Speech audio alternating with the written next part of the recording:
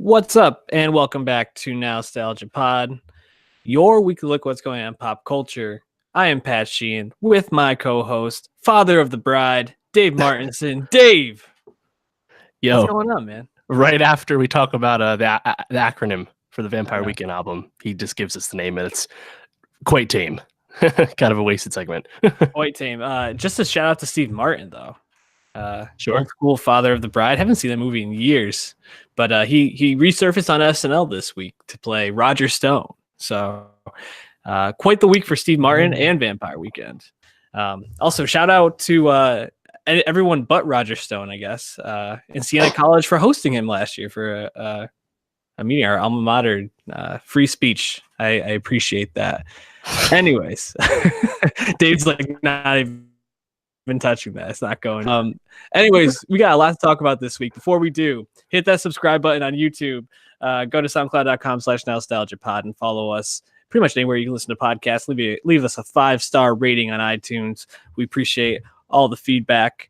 A lot of music, TV show I think we both enjoyed, and then a movie that's quite puzzling. We're going to start with the music, though. Hold on, I want to make sure I get this name right. Better Oblivion Community Center with Conor Oberst and Phoebe Bridgers. Talk about confusing. The name is confusing, but after listening to them, it seemed like an odd pair because Conor Oberst has been around since I believe it's the early 2000s. Bright Eyes might have even been late 90s even, and he wasn't ever someone that I totally got into, but I like some of the Bright Eyes songs. The first day of my life is obviously the one that people really, I think, stand for the most. But his career kind of took a lull, and especially as he moved more into his solo stuff, has been a lot heavier. In terms of he's always written very like meaningful lyrics and thoughtful lyrics, but it's been very like. He's gone through a lot of shit recently, I'll put it that way.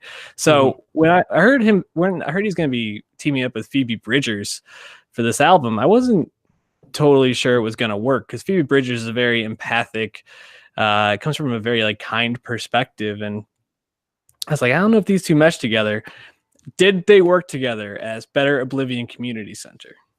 Yeah, I think they did. I think they actually had a surprising amount of chemistry. I wasn't sure what to expect either, especially considering the Boy Genius EP that Phoebe Bridgers was a part of that we recently reviewed. Check that out if you missed it.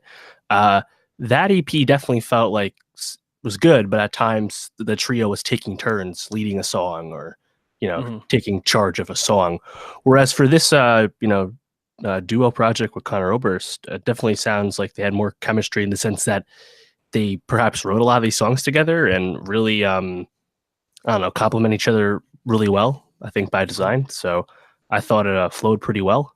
And yeah, despite you saying thematically, lyrically, they seem to be on like different ends of the spectrum as far as like indie rock goes. I think they came together pretty nicely in terms of like the message they had. So, I also never really was into Conor Oberst. I see his songs shared a lot, like in like IG stories, and I'm like, not really a guy for me. And he's been in the game a while, like you said. I think he's 8 solo albums on top of all the band stuff he's done. But now I've never really cared for him that much. But I thought this was pretty cool. There was a few songs I really actually dug. But what was your take on this? Yeah, Phoebe Bridgers' album "Stranger in the Alps" came out in 2017. Then the deluxe version dropped last year. She's a rising star in the indie world, whereas Conor Oberst is pretty established, and I guess I might say moving towards the downswing of his career, probably, at least in popularity. It seems to have waned a bit. I thought they meshed together well, and I think that makes sense because I believe Conor actually sang on one of her songs in her album 2017. And when I was reading a couple of reviews about this, there's a good one on Pitchfork that talks about how Conor heard Phoebe's album and really felt like she brings an empathy that he needs in his life at this point. And I think that he really it sounds very much like Phoebe is the mind behind the lyrical content, at least, or the direction of the album. It might be more true to say, but Conor really grabs onto it and runs with it. And I think they not only write songs together really well, I think the writing on this is phenomenal, but they actually duet together beautifully. And I think their voices match up and bring a lot of feeling into these songs. And I agree. I think that for a band that has a very indie rock name and a very indie rock perspective, they have some songs here that actually just rock in general. I think the main track that is coming off this, Dylan Thomas, is a banger. Like that song, I think, is freaking awesome. I love Big Black Heart a lot. I think the ending to that, just always like head pounding to it. I don't know, what else stood out to you? What else do you like? Yeah, I really like Sleepwalking, the second track, and Exception to the Rule as well. I think that both those songs have strong guitars, and that's often my problem with like softer indie stuff or even folk rock, which I know Oberst has dabbled in as well. It just is like, it's too mellow for me. But even when like there's pretty soft spoken, the two of them on this project throughout, but I think because it's relatively upbeat and a lot of times the guitars are actually like, they're actually like jamming on the guitars, it sounds pretty good. So as someone who like has a hard time with the soft stuff in this scene, I thought it worked really well. Yeah, the guitar solo at the end of Sleepwalking is excellent. And actually, Nick Zinner from the Yeah Yeah Yeahs is on Dylan Thomas and Dominoes. And I think his guitar work is, not only is it stylistically in line with how he usually sounds with the Yeah Yeah Yeahs, but it really drives Dylan Thomas, which I think is probably the song I'll add to the playlist. Check that out, Nowstalgia Best of 2019. But they actually are able to flow from these like really more rock infused songs to the more folky, softer acoustic songs pretty well. Like Chesapeake, I think, is a song that is pretty mainstream indie acoustic, and it's just a beautiful song, beautifully written, that they duet together well on. I really like this album, probably one I'll come back to quite a bit. And Conor Oberst, good for him, man. I feel like I'm glad he's getting a win here in 2019. Yeah, I was checking too. They put it out on Dead Oceans. That's that indie label that Phoebe Bridgers has been using. It's not the label that Conor has been using recently, and that makes a lot of sense. Attach yourself to the new wave right now. So good idea. Absolutely. Someone that is kind of creating her own wave. And it's actually interesting to talk about her the week after we talk about Maggie Rogers, because I see them in very similar lanes at the moment. Julia Michaels, a songwriter turned singer. She's written for a lot of people, including Bieber, Selena Gomez, just like big pop names at this point. And so she dropped her second EP. This one is titled Inner Monologues Part 1. And Dave, is Julia Michaels good? Yeah, I think she's definitely a good writer, which makes sense because that's how she came up, like you said, writing for Bieber and Haley Steinfeld and Nick Jonas and a bunch of people, last Selena songs as well. And I think she quickly became known as a talent for writing mainstream pop. But then more recently, she started doing her own music, was nominated for Best New Artist at the Grammys last year. Of course, Leslie Cara won. And she had that big song Issues, which was a big hit for her. But I've never really been that like impressed with her as a vocalist, as a performer per se. But I think because the songs are written really well, she's still successful. She kind of reminds me of Taylor Swift, honestly. Someone who all of the window dressing, all of the other components of songwriting and song making buoy up her relative weakness, which I think is her voice. I'll say it's bad, but it doesn't stand out to me. But yeah, I thought, for an 18-minute EP, you can actually, I think, listen to this and, really get attached to some of the songs. Obviously the lead single with Selena, Anxiety, was getting a lot of love in terms of just the lyrics, not because it's that like bombastic of a song for a Selena Gomez song or anything, but I think she's not going to go away, obviously, but I'm curious to see how many other hits she makes, because Issues was big and probably bigger than I expected, and I think it's probably went streamed really well because a lot of kids got attached to it and connected with the song. So if she's that good of a writer that she can keep doing this, I think she is in fact a good artist. Even if she doesn't maybe jump off the page right away. Yeah, I agree. Her vocals leave a little bit to be desired, but I think her songwriting is just she's able to infuse pop with a message so well. Like Anxiety, great message. It's got Selena Gomez on it. Probably one of the songs I liked most of this was Happy. And it's funny because the line I keep coming back to is when she just says, I just want to be fucking happy. And it's so simple, but just the way that she delivers it, the way that she kind of couches it into the chorus, and it's just perfect. Like it's really impressive how she's able to write pop songs so well and still maintain what you talk about. And I think what I hear on this compared to her last EP is her being more introspective, which I think can only mean good things for her moving forward. And obviously there's going to be an inner monologue part 2, I'm guessing probably in a couple months. I'm really excited to see where she goes with it. And I think she's going to be around for a really long time. She just seems to kind of have that songwriting ability that stands out. And she's got a lot of backing from big artists. So she's going to be able to get features to buoy her along. No doubt about it. Putting her and Maggie Rogers together, who do you stand for more? That's interesting because I think Maggie Rogers has more of an identity as a performer. I think it's pretty obvious, but you give the writing edge to Julia Michaels, I think. Yeah. She has quite the body of work for someone who's in her early 20s. And I mean, speaking of Maggie Rogers, something else we reviewed last week, Mike Posner, also had a similar message as Julia's song Happy, but he did not tackle that nearly as tactfully and as, I think, artistically sound as Julia did, And I think it just speaks to how talented she is with the pen.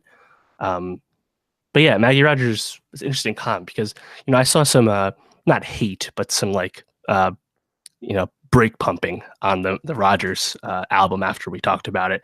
And it does seem like maybe she could use some more A&Ring too, but she's also not like going right to the middle of pop either. So they're actually interesting to compare because neither one is doing something so like milquetoast or anything, Right. Yeah, I think I like Maggie a little bit more only because I feel like you said, her sound has a bit more of an identity. And I think one of the biggest knocks against the Maggie album is that it's a bit overproduced at points, kind of drowning out her, which I don't know if I would totally agree with. I think that there are some points when maybe production could have been stripped back a bit, but I think just Maggie's general sound and her vocal abilities are what's going to drive her. And she writes still meaningful songs, even if she could use maybe a little bit more seasoning in the writing area as well. It'd actually be interesting to see them team up and how they would be able to create an album together, but I doubt that they would do that at this point in their careers. So, yeah, I was just scrolling on her Wikipedia, Julia Michaels' Wikipedia, the songwriting section. It's fucking long, dude. She's written a lot of songs for a lot of big artists. I think most recently, song really like Make Me Feel from Janelle. It's one of the more recent ones. But she's, she has so many credits. But yeah, I hope she continues to try and grow as a performer because she's talented enough that she does not need to just be a background songwriter. Usually you don't get a lot of attention that way and you don't get the props. So yeah, please keep pursuing it.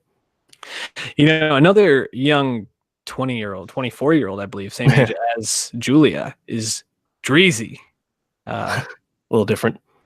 She dropped her album Big Dreez. Is this her official album debut? No, it's her second album. Yeah. First one came out in summer 2016. Right.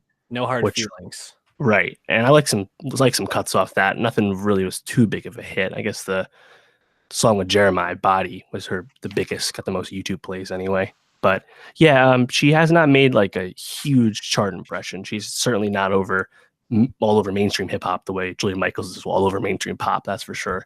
Was this your first experience listening to her? Yeah, I think I had heard Bodies before, but in passing, not a song I really identified more than just sounds familiar. I was pretty impressed with her. My overall impression is she can spit. She's able to switch up flow. She's able to drop very intricate rhyme schemes and lyrics, but she tries to move back into this R&B type song every once in a while, and that's when the album I felt like really hit its low points. Not that she's not good at it, but just there's so many people in this sphere that do it so much better than she does, that it just feels like if you're really good at this one thing, not that you shouldn't try to branch out as an artist, but maybe just start incorporating it into songs rather than building songs around that. I guess when your biggest success of a song is with Jeremiah, maybe that's going to influence you to move more in that sphere.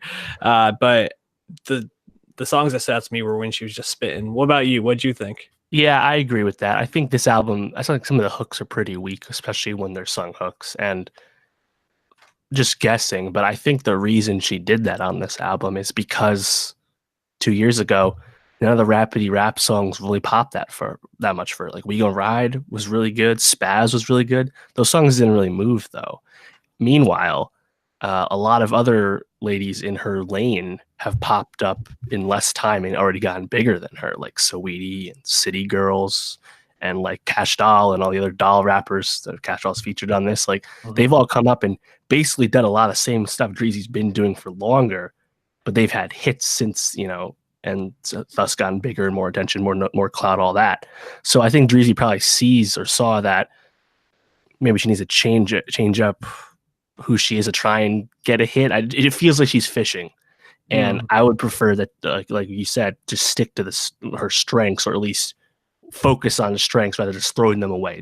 Pure R&B, pure crossover joints, I don't think are smart really for most people to do when that's not what your main focus is. But yeah, you can switch it up a little bit, sure. But I think my favorite songs in this towards the beginning, like Chicken Noodle Soup and Play With You, like those are fucking bangers. Like she's got bars. I mean, we've known she's got bars for like 5 years because she first popped up with the Chirac freestyle, the Nicki Minaj single, and she fucking kills that song. She has great raps. I just would love to see her have a song pop off and get a hit so that she can move on from there. It just feels like she's still kind of fishing, just trying to get some traction with this album, which is a little disappointing.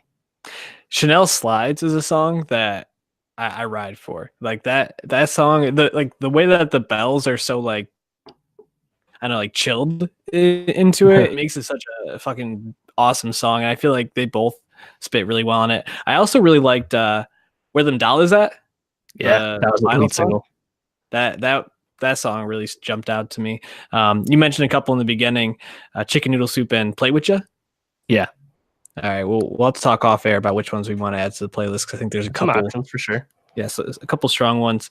Yeah, Big Dreez as an album, okay. Dreezy as an artist, intriguing. I'd like to see her maybe get a couple more strong features in before the next one and see if she can start really finding where her groove is at. Someone that seems to have kind of found his groove, though, is this guy Boogie. Tell me about Boogie, because I wasn't familiar with him until this album. Yeah, I first heard Boogie, and I want to say it was 2015.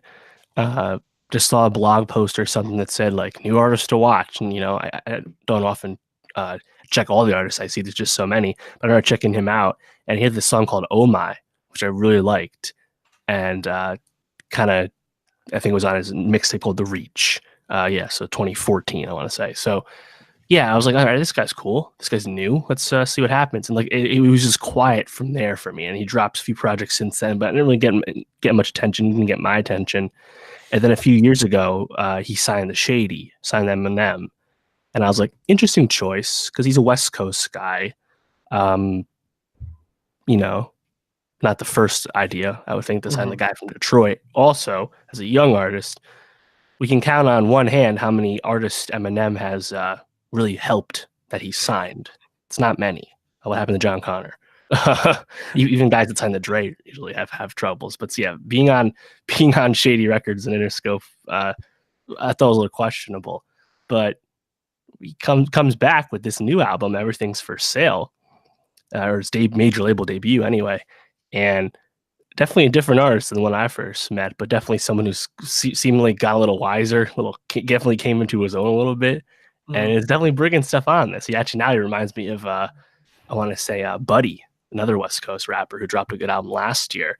But I was a big fan of this. I thought he definitely exceeded my expectations, to put it simply. But what was your take for someone who you had really no preconceived notion of? Yeah, at first, I mean, this is going to show my ignorance. I was like, is this just a Boogie? Like, I was Yeah, like, am I listening to an a Boogie album? But now when I turned this on, I was really surprised. You know, it's got these people dressed all in red, carrying a casket on the cover. I was kind of like, what am I going into here? And this actually blew me away. I texted you saying that if I had to guess where Dreezy and Boogie are from, I probably would have guessed opposites because I feel like Boogie really has a lot more of a Chicago sound. sure. You know, a lot more jazz, soul influence on this album, and it's produced really, really well. And it flows together great. It's introspective. It got a lot of songs that talk about feeling unsure about yourself, feeling dealing with loss, dealing with insecurities. I think it's really not only a meaningful album, but it's well produced. It's an interesting listen, and there's a bunch of songs that I wrote down as songs that I want to come back to. Yeah, I was blown away. Boogie superseded my expectations and then some. Did you love this album as much as I did? Yeah, I liked it a lot. I thought Silent Ride was pretty dope. I liked towards the end, I really liked Self-Destruction. That was one of the lead singles, but I thought that was a nice play on mainstream stuff that's popular but not actually appealing, you know, the Zans and all that stuff. You're not the first guy to do this, of course, but I think if you can comment on that and explain or show why that's not how you move on a song that's still good, sounds nice, and it was enjoyable without the lyrics, that's an impressive feat. I think that's what he does in Self-Destruction.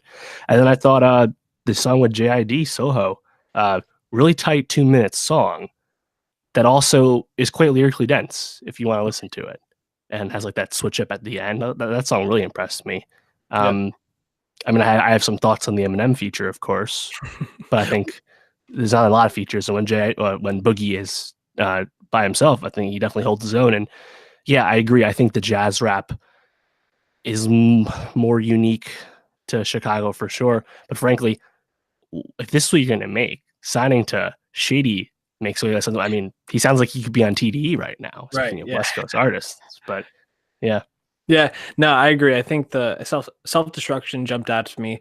LOL Shake My Head interlude, I thought, was one that really stood out to me. It has like a great switch up where the drums come in. It's like it goes from being this like softer song to a little bit more intense. Yeah, the Soho with JID I thought was awesome. And I thought JID was fucking great on that song. I was just really impressed. I don't think there's many bad songs on this. I mean, it's only 37 minutes. I think there's 14 tracks, something like that. So it's not a long listen. Give me all your thoughts on the Eminem feature, though. Well, here's the thing: if you're signing to Eminem, you should have an Eminem feature. That's fair. Sure, he should at least do that. It's kind of like you're signing to Dreamville. Cole should give you a feature, and he usually does. So I was like, hey, you should have an Eminem feature. Fine. The problem is, getting Eminem to do anything for you these days requires Eminem to needlessly complain about how everyone treats him and talks about him and doesn't like him now. It's just so tired. And I just don't want to hear it from him. Hone your craft. Bring a new idea to the table. You're a smart guy. Stop bitching. I'm just tired of hearing it. Oh, shit. And frankly, that's not what Boogie's song was about. And you just took a headline away from him. I thought that was pretty whack. Yeah, I'm just waiting for Eminem to write the next diss verse about you, dog. You just told him to stop bitching. Like legitimate outlets that write reviews of his albums that are critical, because their last albums have justly earned criticism. His PR team and his management don't play nice with those outlets now because of unfavorable coverage. Like it's so weak and it's so childish. I'm just so tired of it. But get it out of your art, man. You can bring more to the table still, I hope. Please do that. Not playing nice with a media outlet that talks about you a way you don't want to be talked about. No, I think we both agree. 3 of the 4 albums we talked about are really strong, and even all 4 I think are good. So strong week for music. We've gotten off to a pretty hot start in 2019 with some really good projects that have dropped so far. We didn't talk about Weezer's Teal album just because it's a bunch of covers and no one needed them. And this is what happens when you take a good idea like making a cover of Africa and just going way too far with it. So the most Weezer thing ever. I literally was just like, why? Why are we doing this? Yeah. All right. Jumping to something that I was really, really glad was made and I did not know I needed in my life. Sex Education. Lori Nunn's newest show for Netflix. It's a teen drama comedy, however you want to put it. And I think I just want to start with, man, this really blew me away. But what blew me away most was I didn't recognize Gillian Anderson until like episode 6. I was like, who is this woman? Like, she looks so familiar. And then I was like, it's fucking Agent Scully. Are you kidding me? Crazy, dog. Yeah. British production, definitely a British show. But having Gillian Anderson there as like the lead, as the selling point of the show, at least initially, was great because I thought like all of her line readings were awesome. You know, there's a great presence and felt like a presence on the show versus someone who's just like there in the background, which is funny because I quickly noticed this. There are 2 scenes where Gillian Anderson is not in the house. She was not on set that long. Oh, that's true. Wow. The 2 scenes she was in the car, beginning of the season, end of the season. Everything else, she's just in the house. Yeah. So get that back. Why not? Yeah, absolutely. Yeah, and she was great. But what was really great about this was you get these performances from, I don't want to say unknown people, but outside of Asa Butterfield and Gillian Anderson, who else do you really know on this show? I mean, even in the UK, these are all pretty much newcomers. So yeah, it's honestly thematically and culturally, it's a lot like Skins, the UK run. Skins was a show that also talked about sex, also portrayed it pretty raunchily, but was a big jumping off point for a lot of UK actors such as Nicholas Hoult. And I think that's an easy analog for this because, like Asa Butterfield, we know him from Ender's Game, and they almost made him almost cast him as Spider-Man, but he hasn't popped off too much. And all these other people, despite being his peers, are pretty new. So I think it was a nice moment for Netflix in terms of minting new stars because I've been checking all their socials since I started watching the show, and they are skyrocketing. So good for them. Yeah, I don't think anyone's skyrocketing more than Emma Mackey, who just she jumps off the screen in this. Her presence is phenomenal. You know, she's cast as Maeve Wiley. I mean, she's basically just like this, I don't know, like misfit who is like too smart for her own good, has a terrible family relationship, and is now kind of like the emo girl in the school, but not really even emo, just like badass.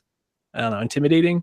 But meanwhile, she has the reputation as cockbiter, was it? It's like the school slut by no fault of her own, you know. But it's just plays into a lot of the themes of the show. But she clearly is the standout. I think she's, I mean, to use a cliche, she's electric on screen. You know, I like the Margot Robbie jokes are funny because she does actually look a lot like Margot Robbie. But you know, if we separate that, she actually is talented, and I think it's funny because I think this show, all these newcomers, a lot of them get a lot to do, which I think is pretty impressive. Like none of these characters really are like stereotypes or easy to pin down as like tropes, you know, like Eric could have easily just been like the gay black friend, right? But he wasn't that, you know.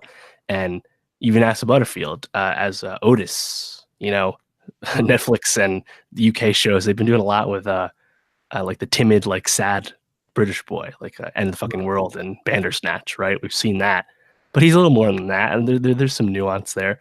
So I was quite impressed with how well it used its ensemble, and also how mostly subverted like the cliches and stuff. And if you just like look at the show, like yes, it's a UK production. They shot it all over in England and Wales, and they obviously speak like English people, but it also has like an 80s aesthetic, and this clearly indebted to John Hughes, like the Breakfast Club and stuff. Yep. Which was awesome because I think a lot of young kids are gonna obviously find the show the same way they find like 13 Reasons Why, something way worse than this, or like Riverdale, where they find these shows on Netflix and attach to them because they're about younger people.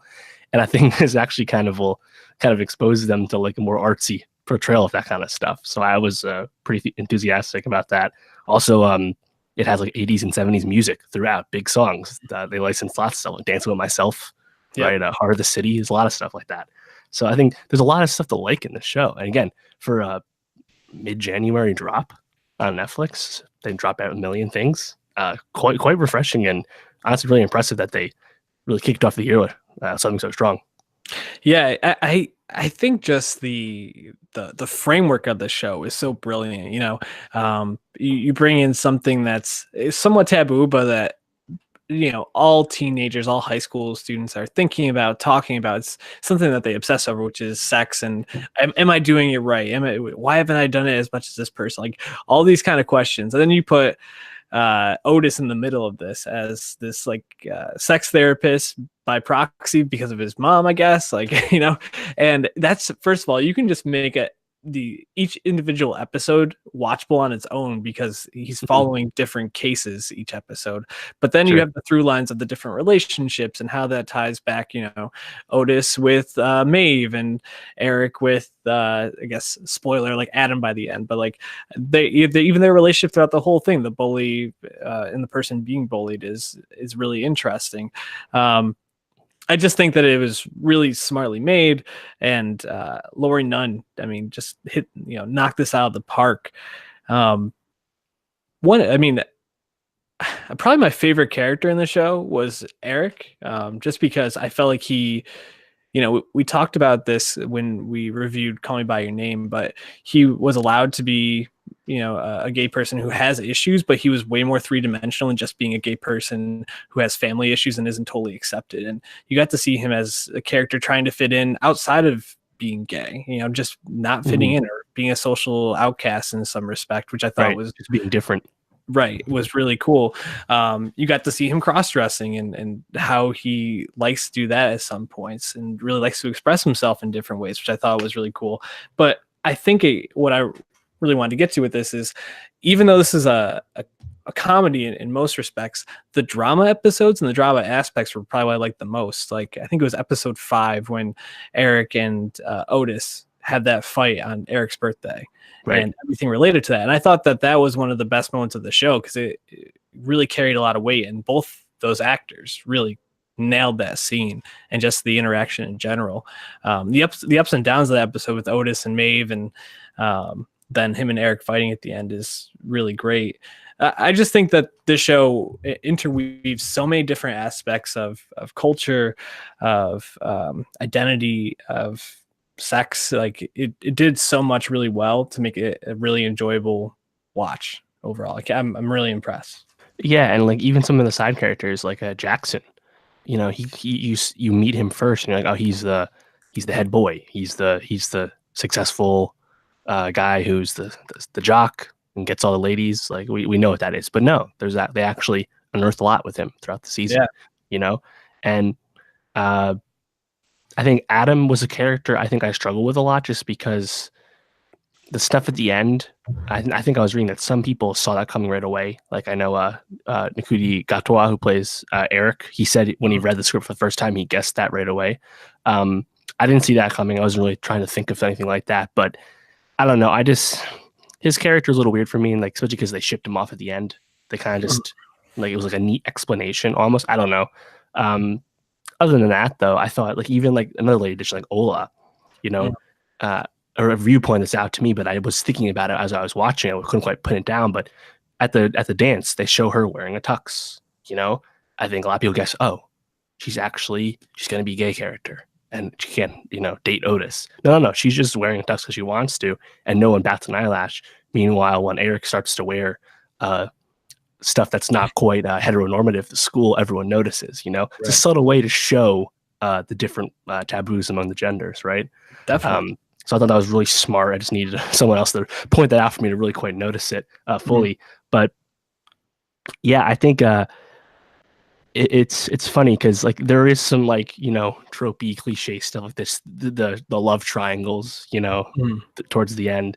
But at the end of the day, the premise is so rock solid. I think the pilot is incredibly strong. I challenge anyone to watch that and be like, nah, I don't need to watch this more, right? Because it really nails it. And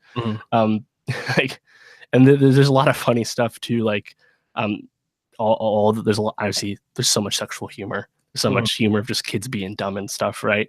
But all those sex scenes, in which there's a lot of it, it's still quite a raunchy show. It's all pretty softcore at times, right? But it's done so like tastefully, like it never mocks anyone, even someone who comes into the show later, like what's her name? The girl who just wanted to get laid to get it over with, and tried to do it with Otis. I forget her name. I wrote it down somewhere. Can't find it in my notes.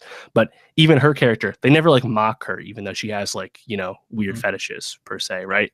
Lily, yes, Yeah. and Lily Ola. Like every time you meet someone in this, they feel fleshed out, and it's quite impressive, especially for a show that is about younger people.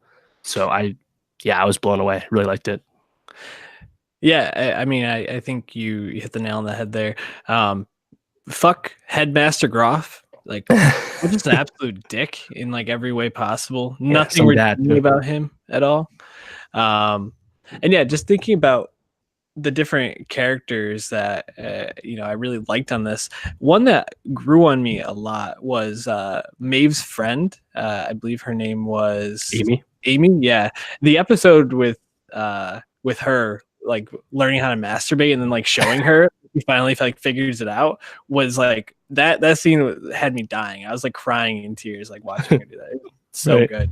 And yeah, so many like funny things like that when Otis was like watching the lesbian porn as like research and Ola walks in on him like it's for research stuff. Research. Such a creepy answer. It's so funny. Yeah, the show is just really smart, and I can't wait for second season. I have to imagine it's probably already been picked up. So yeah, well, Netflix gave official. It hasn't been officially ordered yet, but they did confirm that scripts are in early development. They also announced that it's on pace to be watched by 40 million people by the end of by 1 month. Now, granted, that means 40 million people would have watched 70% of one episode, according to Netflix. So it's kind of a weird statistic. And of course, no one can verify it because it's Netflix. But it's safe to say it's popular. Just judge the social medias. Netflix has made all these kids fucking huge right away. But yeah, I think season 2 is definitely likely. Obviously, we wouldn't get it this year, considering they haven't started it yet. But exciting for sure. Also very excited to see what Emma Mackey does next because she clearly has some star power. That's for sure. But yeah, I mean, just in conclusion, I think I'm really happy the show exists and hopefully gets more popular than something like 13 Reasons Why, which is really big, because like this really tackles like real themes, like tastefully abortions in this, sextings in this, public shaming, coming out. There's a lot in here, and I think almost all of it's handled really well. So yeah, really impressive show. Something not nearly as impressive. And the box office, we got the box office to prove it. Serenity, Stephen Knight's newest film. Bizarre film. We'll get into that in a minute. But I mean, this was a film. It's starring Matthew McConaughey. You got Anne Hathaway, Diane Lane, Jeremy Strong, Jason Clarke. Jason Clarke. Hanshu. Like, you have the cast, and you're like, oh, okay, this will be pretty good. You see the previews. It basically looks kind of like, I don't know, Matthew McConaughey on an island fishing, like, I don't know, Moby Dickish kind of. Sure, like he wants Moby Dickish, big tuna. And then it gets pushed back from an October release to January. Never a good sign. Like you don't want your movie to be coming out during award season time and then pushed back to film dump time of the year.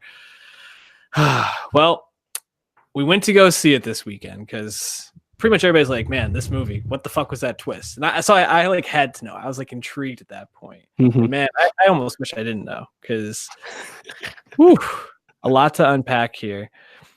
It's like a while in the game. Yeah. This film only made, I think, what, like 4 million this weekend? 4.4 million. Yeah, so it's not actually the worst wide opening of the year though. A few weeks ago, Keanu Reeves dropped Replicas, which also looked horrible and apparently is horrible. That did even worse. But 4.4 million for that many big name actors is putrid. It lost to Third Week of Glass and a million other movies. Yeah, so I guess maybe we should start by talking about the twist. 'Cause I feel like you really can't talk about the film without talking about the twist in this because there's not really much more interesting. It's Matthew McConaughey on an island trying to catch this big tuna, and Anne Hathaway comes to the island and says, "I want you to kill my husband, Jason Clarke, take him out fishing and kill him." Now, he's on a Caribbean island called Plymouth Island, which is just like bizarre to think about. And it cuts back and forth between his son and his room at his house. And sometimes they can communicate telepathically. It's very strange. A lot of naked Matthew McConaughey. Very strange. Shout out his butt. Why not? Have it in there. When he's talking with Diane Lane and he just strips down naked and it's like, I'm gonna go take a bath. It's like, what? Yeah, and that was when I first raised an eyebrow because like the camera, the way they film him doing this swan dive ass naked off this big cliff, and I'm like, wait a minute, what's going on here? Yeah. Because at first I was like, all right, this conceit's fine. It's the one we got in the trailer. Fisherman Island is gonna try and kill Jason Clarke. Okay, fine. Okay, I'll watch these actors do that. Whatever. The problem is, it quickly changes, and it's not actually about that at all. But you have not a sense in the world when you watch the trailer that's what the movie is. So when the movie has this poor dialogue and it's just this like in left field, it just doesn't work and it pisses off the audience, which is why I got a D+ cinema score. Yeah, it's actually funny because I was thinking about the way that they shot him walking to the cliff in that scene where he strips down naked. It's very like jilted, which I guess makes sense for the twist of it, being a video game that the son is using as a way to deal with living in a domestically violent household where his stepfather Jason Clarke is abusive towards his mother and towards him, and he makes this video game where his dad, his biological father Matthew McConaughey, Baker Dill, what a stupid name, is living in this fishing island because he had one memory with his dad and it was fishing. Although the timelines of that don't even add up well because that kid was 13 in this film. Don't think too hard, man. There's too many holes. There's too many holes in this. It's a weird twist, and it really raises a lot of questions as you look at everything in retrospect. Sex scenes between his dad and his mom, sex scenes with this random woman on the island, playing chase the cat across the island. How the hell does Jeremy Strong's character even make sense in this world? Like, is he just a person in the game? Like, none of it makes sense. He's an NPC, like they all are, I guess. I don't know. It was just so bizarre, and I remember like when they finally like put the cards on the table and Strong like opens up the briefcase and explains it all. He's like, "I'm the rules." I remember like thinking to myself, I was like, "What? No, like what? Why are you doing this?" It's like the more it happened, I'm like, "No, we don't." I don't like watching McConaughey just like roll around and I'm gonna break. Like he's he can't get out of bed till 5 a.m. and he can't roll through the red light. I'm like, God. I already know how this ends now. It's so lame. And meanwhile, I think the dialogue's poor. It's pretty bad. But then, like, because of that, McConaughey is giving like one of those like pre-McConaissance, like, I'm gonna chew the scenery performance. But even when there's other characters in the scene with me, I'm still gonna chew the scenery and not give them anything. And Hathaway has no idea what to do with her role because it's pretty simple. She's a trophy wife who wants to kill her husband. That's it. Nothing to it. I thought Jason Clarke looked like he was having the most fun time because he was being a total dick and being this obnoxious, and at least like he was having a laugh. But God, it's rough, and it's funny because I saw a lot of the, like you said, a lot of the reaction, like, what the fuck is this? Early contender for what the fuck movie? Blah blah blah. I was like, really? I thought it was just gonna be a bad movie about the fishing. What are you talking about? There's a twist? No one thought there was a twist in this. Literally, everyone who watched the trailer, no one thought there was a twist. Why did there need to be a twist? It's such like it's like high concept. Man in a video game must break game. But like, do we really need to do this? Like, I don't know. It's something, man. It's some Truman Show bastard. Yeah, we didn't need to do this. We did it anyway. Man, I think what you said actually rings so true is that this is just so lame of a twist. And Julianne afterwards, I saw it with my girlfriend. She's like, yeah, well, maybe the dialogue was that bad because it was just in a like 13-year-old kid's head. And I was like, that's a really bad thing to do with a movie, is to just be like, we're going to make the dialogue bad just because it's going to fit this narrative that's stupid in the first place. Like that. Yeah, now that's funny because that makes meta sense, right. but is bad movie making. Right. Therefore, you can't do it. Yeah. I mean, she was like, well, yeah, man, maybe all that stuff's just him being like a horny 13-year-old boy. I was like, I don't need to be in this horny 13-year-old boy's head to enjoy this film. Like, they could have just made it this stupid, like noir film where he has to like grapple with, do I want to be a good person, bad person, kill this guy? Like, that would have been fine. It would have been just a bad movie. It would have been fine. But now it's just a weird twist that is just super lame. I don't know. Very, very bad. And Jason Clarke, man, he just can't stop getting cucked in movies. Like, I feel so bad for the dude. In Mudbound, gets cucked by his brother. This movie gets cucked by Matthew McConaughey. And then there's that movie coming out with him and Keira Knightley. Keira Knightley, The Aftermath. Yep. Getting cucked by Alexander Skarsgård. Like, dude just can't catch a break. Stop getting married in movies, Jason Clarke. On the other hand, in Chappaquiddick, as Ted Kennedy, he definitely did some cucking. Definitely did some cucking. Yeah, and some killing. So, is what it is. Any last thoughts on Serenity? Yeah. No. It's don't go see it. It's at the bottom of my list. I've seen 3 movies that came out this year, or 2 movies that came out this year. It's 2 right now. What would you rate it like out of 100? On Letterboxd, I gave it a 1.5 out of 5. Not good. And that might actually be too nice, to be honest. Yeah. It might be a 1. I originally was like, it's a 30. And the more I like think about it, it's like, it's probably like a 15. Like you got to think it's like 10-point scale, 100-point scale, whatever scale you're using. The bottom of the scale usually isn't used that often because generally art is never worthy of that bad of a review. Usually it's good enough, right? But when there's something that's this bad, we probably should dust off the bottom of the scale, All right, we'll wrap up there. What do we got next week? Yeah, so Sundance is going on right now. Most of those movies are without release dates, without distributors right now. We'll talk about them in time.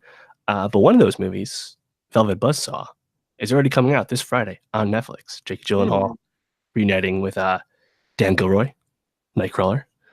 It's like a horror thriller movie, art scene. I don't like horror movies. I'm gonna give it a shot. And I saw some good first impressions so far since the premiere, so I'm excited for that. Black Earth Rising came out last Friday on Netflix. Another 8-episode miniseries from Tony Blake, also an English show. We'll talk about that next week, so watch that. Meanwhile, this Friday as well, alongside Velvet Buzzsaw, Russian Doll is coming out. We'll talk about that in 2 weeks. That's a comedy series, half-hour series from Amy Poehler, of all people, and apparently is quite good. And maybe we'll talk about Cold War, if you manage to see that. I just finally got around to that. Movie is lovely, so definitely seek that out. If you've seen that, it's expanding very slowly throughout the country. So, yeah, great movie. Lovely and 82 minutes long. For real, man. It's legit. So again, follow us, soundcloud.com/nostalgiapod. Give us that 5-star rating on iTunes and also hit that subscribe button on YouTube. We love you. We appreciate you. I can't wait till Anthony Davis is on the Celtics next year and Lakers and the Patriots win their 6th Super Bowl this Sunday. So go Pats. Peace out.